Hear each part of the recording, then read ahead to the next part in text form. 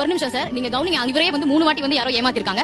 எப்படி சார் அந்த மாதிரி ஏமாத்துறவங்க எப்படி எங்களை தேடி வரவே மாட்டேங்கிறாங்களே? நான் சாப்பாட்டுக்கு இல்லாத அவங்க 50 ரூபாய் போட்டு ஹெல்ப் பண்ணாங்க. ஒரு சலூன் வச்சிருக்காரு சார், அவர்லாம் எனக்கு ஹெல்ப் பண்ணாரு சார். இன்னமும் நான் ஒரு கடவுள் மாதிரி தான் சார் நான் வச்சிருக்கேன். ரிலேட்டிவ்ல இருந்து யாருமே எனக்கு ஹெல்ப் பண்ணல சார். ஒரு இடத்துல அவரோட வீட்டுல எனக்கு இடம் கொடுத்து சாப்பாடு போட்டு ஹெல்ப் பண்ண சார். இன்னைக்கு நான் அவர் வந்து என்னோட ஆபீஸ்ல மேனேஜரா போட்டு இந்த ஃப்ரெண்ட் ஏமாத்துறாங்க பாத்தீங்களா சார், அவங்க திரும்பி சிவா கிட்ட போனா நடக்கும் அப்படின்னு வராங்க. அப்படியே செய்யும் போது தான் சார் எனக்கு ரொம்ப கவலையா கஷ்டமா இருக்கு. எனக்கு நான் அடுத்து ஹெல்ப் பண்ணுவேன் சார். என்னோட இயல்பு அப்படிதான். நான் ஹெல்ப் பண்ணுவேன். அவங்க அதை பயன்படுத்தி மேல வந்தா சந்தோஷம் சார். இல்லனா திரும்பி வந்தா நான் உங்களுக்கு ஹெல்ப் பண்ணுவேன் சார். உண்மையிலே அவர் வந்து ரொம்ப நல்லவராக இருப்பார். ஏன்னா நல்லவங்களால் வந்து அவ்வளோ சீக்கிரம் யாரையும் ஹர்ட் பண்ண முடியாது, அண்ட் அவ்வளோ சீக்கிரம் மூஞ்சியும் காட்ட முடியாது.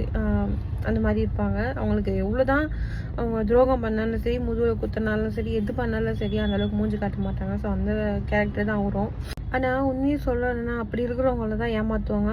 யார் என்னன்னு கூட தெரியாது, வந்து ஏமாற்றிட்டு போவாங்க. அந்த மாதிரி நல்லவங்களை வந்து ஏமாத்துறதுக்குனே பிறந்திருப்பாங்களான்னு தெரியல. அவ்வளோ ஏமாற்றத்தை பார்த்துருப்பாங்க. அவ்வளோ பட்டாலும் அவங்க கேரக்டர் மாற்றிப்பாங்களான்னு கேட்டால் கண்டிப்பாக கிடையாது. இவ்வளோ கொடுத்தாலும் நான் வாங்கிப்பேன் அப்படின்னு சொல்லிட்டு அவங்க கேரக்டர் மாற்றிக்காமல் அப்படியே தான் இருப்பாங்க.